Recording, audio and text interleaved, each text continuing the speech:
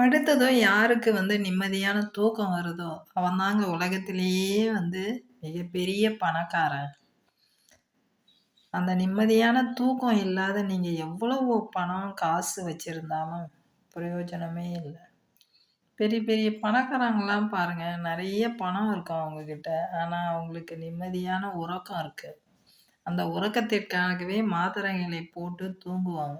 ஆனா, அதெல்லாம் எதுவுமே இல்லாம பகலெல்லாம் உழைச்சிட்டு, படுத்ததும் இரவில் நிம்மதியான உறக்கம் யாருக்கு வருகிறதோ, அவன்தான் மிக சிறந்த பணக்காரன்.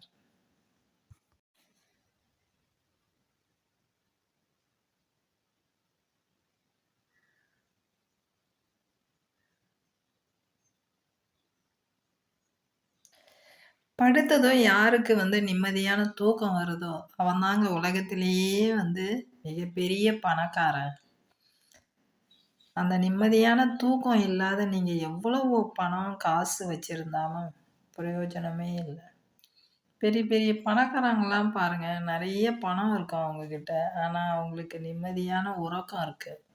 அந்த உறக்கத்திற்காகவே மாத்திரைகளை போட்டு தூங்குவாங்க.